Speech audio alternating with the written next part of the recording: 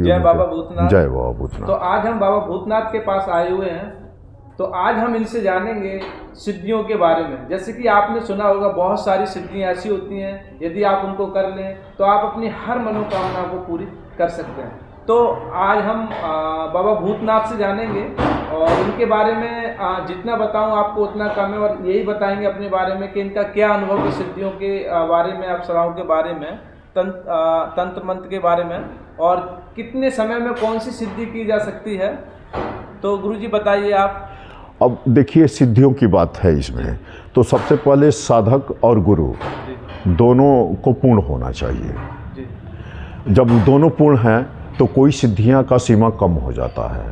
आज दोनों में कहीं भी अपूर्णता है तो सिद्धियां मिलती भी हैं, नहीं भी मिलती हैं, कई जन्मों तक नहीं मिलती हैं। सिद्धियां इतनी सरल नहीं है जितना सरल सोच लिया जाता है कि आओ मैं शक्ति ट्रांसफ़र कर देता हूँ, चाहे आप ये कर लो अभी सिद्धि मिल जाएगी, चाहे आप ऐसा कर लो। ऐसा अगर जो होता तो सबसे पहले मैं ऐसी सिद्धि करने के लिए खुद साधक हूँ, तैयार हूँ, और ऐसा कहीं नहीं है। ठीक है ना। हाँ, इसका एक सिस्टम है, प्रोसेस है, एक क्रियाक्रम है। मंत्रों का जप करना, देवी देवताओं का पूजन करना, समय निर्धारित रखना, उस साधना से संबंधित आहार है, उस आहार में ही अपने जीवन का यापन करना, ये सब प्रक्रियाएं जब पूरा होती हैं तो सिद्धियां मिलती हैं। सिद्धियां हर प्रकार की होती हैं, जैसे यक्षिणी सिद्धि, यक्ष सिद्धि, गंधर्व सिद्धि, किन्नर सिद्धि, अप्सरा सिद्धि, परी सिद्धि, बेताल सिद्धि, महाविद्या सिद्धि, देवी देवता सिद्धि, तमाम प्रकार की सिद्धियां हैं। तो आप एक आजकल लोग सुनते हैं कर्ण पिशाचिनी सिद्धि के बारे में, क्या ये सच है? हाँ, देखिए, कर्ण पिशाचिनी सिद्धि सत्य है, लेकिन थोड़ा सा ये तमोगुणी माने तामसिक साधनाएं हैं। तो हमारे तरफ से तो ये होता है कि आप कर्ण पिशाचिनी, ये भूतकाल की, वर्तमान काल की बातें बताती हैं और ग्राहक आपके पास ला करके खड़ा भी करती हैं। आपको ग्राहक खोजने की ज़रूरत नहीं होती है। लेकिन थोड़ा सा जो है ये सिद्धि दूसरे क्वालिटी की होती है, तो हम ये साधक को राय देते हैं कि इसके जगह पे और भी तमाम साधना है, जैसे पचांगुली साधना है, काल ज्ञान साधना है, कर्णवीर साधना है, कर्ण यक्षिणी साधना है।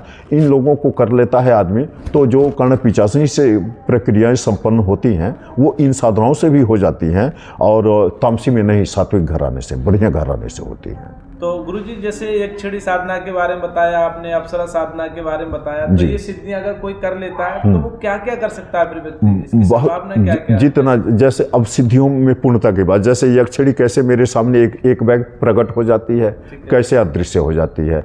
अब हम यक्षिणी का सिद्धि किस रूप में किए हैं, ठीक है ना। तो यक्षिणी को पहले तो वो अपने शक्ति से आपको फल सुख का अनुभव करावे। दूसरी ये सिद्धि हो गई कि अपने शक्तियों से आपका परिचय भी करावे। तीसरी ये सिद्धि हो गई कि वो जहाँ से आती है वहाँ तक भी आपको ले जा करके घुमा करके लावे। अगर जो ये तीनों प्रकार की सिद्धि है तो जस इच्छा की न मन माही, हरि प्रसाद कछ दुर्लभ न है। क्योंकि ये यक्षिणी भी पारलौकिक शक्ति में ही आती है, ये नहीं कि वो लौकिक शक्ति है। उसके पास भी आपकी सिद्धि के मुताबिक ही पावर है, कैसा आपने साधना किया है वैसा उसके पास पावर है, ठीक है ना। अब उदाहरण हेतु ले लीजिए, वही यक्षिणी सिद्धि हमने 40 दिन में पूर्ण साधना करके लिया।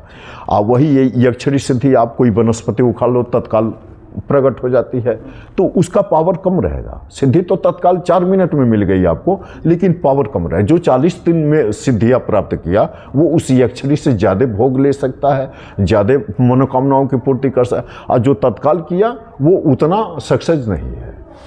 दोनों प्रकार की सिद्धियाँ हैं, समझ गए ना। मंत्रों के द्वारा भी, तंत्रों के द्वारा भी, वनस्पतियों के द्वारा भी, अप्सरा साधना, यक्षिणी साधना, महाविद्या जैसे मैंने कहा ना, बंगलामुखी उदाहरण है तो बंगलामुखी महाविद्या, ब्रह्मास्त्र महाविद्या है, उसका हल्दी से डायरेक्ट संबंध है। किसी समय में यदि हल्दी उखाड़ लेते हैं, मंत्र को पढ़ते हुए, मात्र 36 अक्षर का मंत्र है, वो एक बार पढ़ते, एक बार से 36 बार पढ़ के उखाड़ लेते हैं, उतना ही में बंगलामुखी की सिद्धि मिल जाती है।